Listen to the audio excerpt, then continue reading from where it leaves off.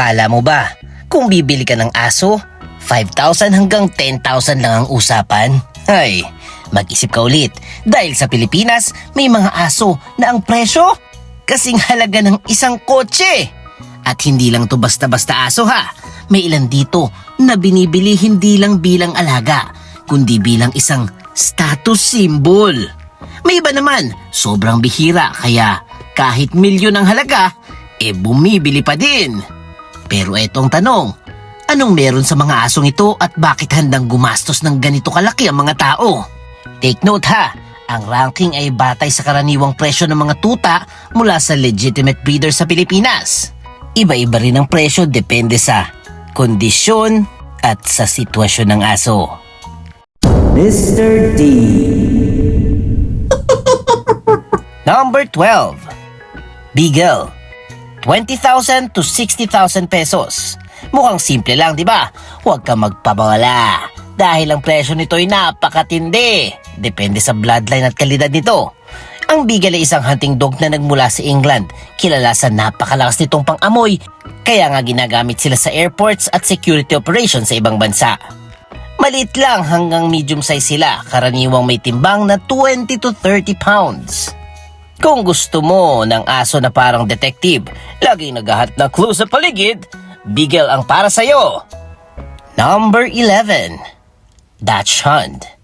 25,000 to 80,000 pesos. Ang asong ito ay nagmula sa Germany at literal na ibig sabihin ay badger dog dahil sila'y pinalaki para manghuli ng hayop sa lungga. Kaya mapapansin mo ang kanilang mahahabang katawan at maikling paa. Perfect para pumasok sa masisikip na lugar.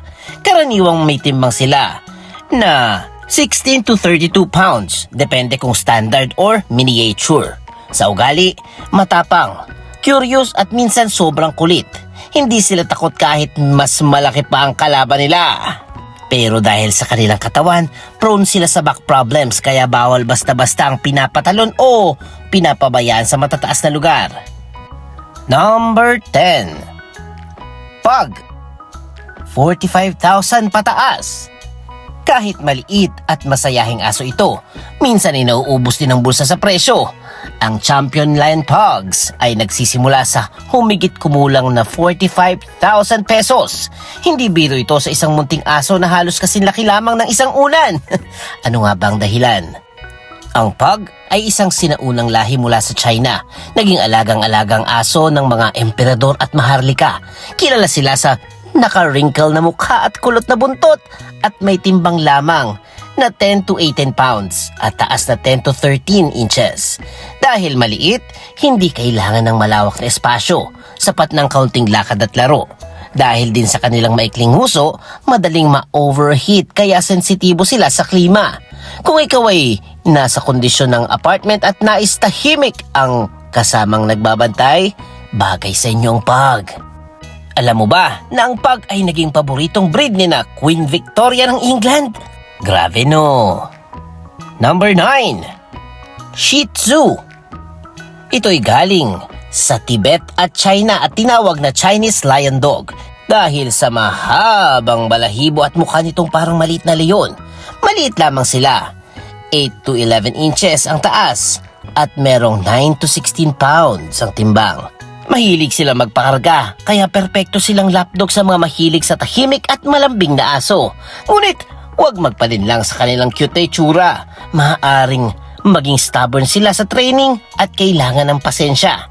Bilang asong may dobleng balahibo, kailangan ng araw-araw na pagsuklay kung nais mong manatiling maganda ang kanilang coat.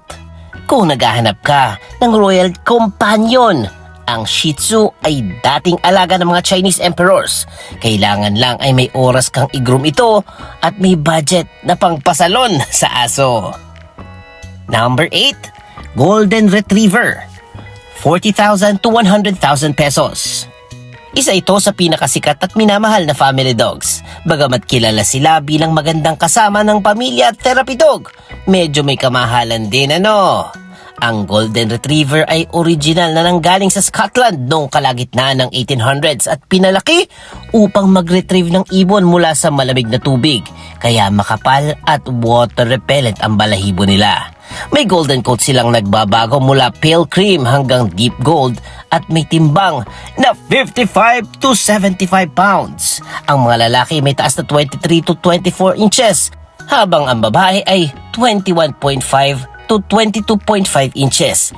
Kilala sila sa pagiging sobrang friendly, loyal at sobrang energetic. Kailangan nila ng maraming ehersisyo at mental stimulation para maging masaya. Mahusay silang therapy dogs at service dogs dahil sa kanilang pagiging masunurin at mabilis matuto. Number 7. Siberian Husky, 40,000 to 150,000 pesos. Ito ang aso na nagmula sa Siberia at pinalaki ng mga Chukchi bilang working dog. Ang mga lalaking husky may taas na 21 to 23.5 inches at may timbang na 45 to 60 pounds. Mayroon sila makakapal at double coat na naglalagas ng balahibo 2 beses kada taon, kaya't kailangan ng regular brushing. Para silang mga wolf na itsura, balingkinitan ngunit malakas at may nakamamanghang asul o heterochromic na mga mata. Sa kabila ng pagiging gentle at friendly, sila'y independent at may matinding desire na tumakbo, kaya't kailangan nila ng malaking ehersisyo at bakuran. Hindi sila para sa tamad dahil sila ay maaaring tumalon at tumakas kung hindi napapagod. Number 6. Alaskan Malamute, 60,000 pesos to 180,000 pesos. Ang Malamute ay isa sa pinakamatandang Arctic sled dogs. Pinalaki ng mga Inuits upang humila ng mabibigat na kargamento sa mahabang distansya. Mas malaki sila kaysa Husky. Average height nila ay 24 inches at may timbang na 85 pounds. Makapal ang kanilang balahibo at nangangailangan ng regular na brushing lalo na pag naglalagas tuwing tag-init. Sobrang energetic at intelligent ngunit strong-willed. Kaya kailangan trained ang taga-alaga, no? Hindi sila para sa mga unang beses na dog owners at nangangailangan sila ng malawak na bakuran at malamig na klima upang maging komportable.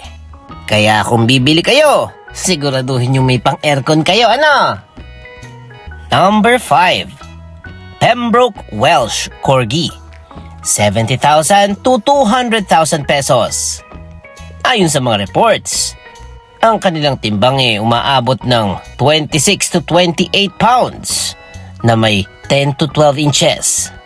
Kilala sila sa kanilang mahabang katawan, maikling binti at naka-upright na mga tainga. Aktibo at matalino sila, may forceful will at mahilig maging bahagi ng anumang gawain. Kahit maliit, may big dog attitude sila at hindi takot bantayan ang teritoryo dahil sila ay herding dogs. Minsan ay kumakagat sila sa sakong ng mga bata para magpalabas ng instinct, kaya kailangan silang sanayin ng maaga. Ang coat nila ay maikli ngunit doble, kaya't moderate ang grooming at may shedding din na season. Kung naghahanap ka ng aso na lagi mukhang nakangiti at handang sumama sa lahat ng lakad, pwedeng-pwede ang corgi sa'yo. Number 4. Chow Chow, 50,000 to 200,000 pesos. Ang Chow Chow ay isang sinaunang lahi mula sa China na higit 2,000 na taon na ang tanda. Kilala sila sa kanilang lion-like mane at makapal na balahibo at blue back tongue. Ang taas nila ay 17 to 20 inches at ang timbang ay umaabot hanggang 70 pounds. Dignified at aloof sila, parang pusa ang ugali. Hindi sila gaanong clingy. Sa kabila nito, napakamatapat nila at mabuting bantay. Dahil may independent streak, kailangan sila ng maagang obedience training at socialization upang hindi maging agresibo. Moderate ang ehersisyo, hindi sila kailangan ng sobrang takbo pero kailangan ng regular na lakad at mental stimulation. Alam nyo ba na ang asul na dila ng Chow Chow ay rare sa mga aso? Number 3. French Bulldog, 90,000 to 200,000 pesos. Ang dog na ito ay nagsimula sa England bilang miniaturized bulldog at naging paborito ng mga lace workers sa France. Small to medium sized sila na may taas na 11 to 13 inches at timbang na wala pang 28 pounds. May maikli silang coat na hindi masyadong naglalagas at madali silang alagaan. Suwak sa apartment living. Hindi sila kailangan laging mag-exercise. Isang maikling lakad lang araw-araw ay sapat na. Tahimik sila at kalmado, pero masayahin at mischievous. Maganda silang pet para sa mga nakatira sa lungsod dahil hindi sila palatahol at madaling turuan. Pero tandaan ha, dahil sila ay brachycephalic din, kailangang iwasan ng matinding init at sobrang strenuous exercise para mapanatili ang kanilang kalusugan. Number 2. American Bully. 100,000 to 250,000 pesos. Akala ng marami ay intimidating at aggressive sila dahil sa matipuno nilang katawan. Ngunit alam nyo ba, sila'y kalmado at sweet kapag maayos na pinalaki? Ang American Bully ay hybrid ng American Pit Bull Terrier at Staffordshire Terrier. May 4 na uri. Ang Pocket, Standard, Classic, at XL. Average height nila is 20 inches at tumitimbang ng 66 to 120 pounds. Sila ay muscular at kailangang may confident owner na marunong mag-lead. Pero kapag tamang training, sila ay maamo at loyal. Kaya nga sa US, ginagamit silang therapy dogs para sa mga bata.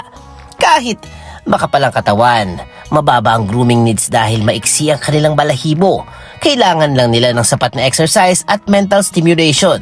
Dahil mahal at in demand ng bloodlines, umaabot sa daan-daang libo ang presyo ng mga tuta, lalo na kung galing sa champion lines. Number 1. Pomeranian Husky, Pomsky. 50,000 to 250,000 pesos. Ang Pomsky ay isang crossbreed kaya ang laki at itsura ay maaaring mag-iba depende sa magulang. Karaniwang silang tumitimbang ng 15 to 30 pounds at tumatayo hanggang 15 inches. Galing sila sa pinaghalong Pomeranian, isang maliit na Spitz dog, at Siberian Husky, isang medium sled dog, kaya nagkakaroon sila ng malafox na mukha, floppy na balahibo, at minsan ay asul na mata. Mataas ang energy level nila at maaaring maging stubborn. Kinukuha nila ang pagkakaiba ng dalawang lahi.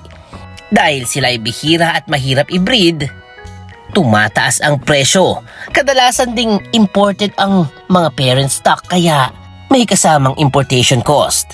Sa kabila ng pagiging maliit, nangangailangan sila ng regular exercise at mental stimulation. Kung hindi maaari silang maging disruptive at maingay. Oh, akala mo tapos na no? Hindi pa. Dahil may isang aso na hindi lang mahal, kundi halos hindi na natin maabot ang presyo. Kilalanin natin si Urus, isa sa pinakamahal na aso sa Pilipinas. Ayon sa report, tinatayang halaga nito ay umaabot sa 10 million pesos. Hindi ito ordinaryong aso na mabibili mo kahit saan. Ang ganitong presyo ay dahil sa kombinasyon ng sobrang rare na bloodline, elite pedigree at show-winning genetics. Karaniwang imported ang ganitong aso at dumaan sa selective breeding para makuha ang pinakamataas na kalidad mula sa itsura, katawan hanggang temperament. Sa madaling salita, hindi ka lang bumibili ng aso. Bumibili ka dito ng legacy. At ayan na, ang mga pinakamahal na aso sa Pilipinas. Tandaan, ang tunay na sukatan ng pag-alaga ng aso ay hindi ang presyo, kundi ang commitment. Dapat ay responsable kang breeder. Dapat ay may tamang kapaligiran at pangangailangan ng asong bibilhin. At pagmamahal at dedikasyon para sa aso. Tandaan, hindi lang aso na may breed ang importante at masayang kasama. Kahit na anong aso pa yan, basta't bigyan natin ng alaga at importansya, magiging loyal hanggang sa huli.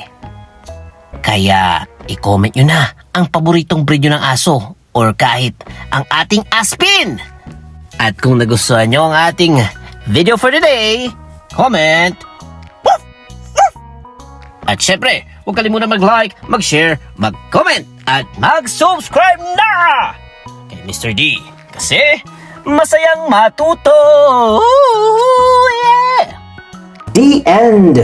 Huwag kalimutang i-click ang subscribe button at bell icon ni Mr. D para masaya every day!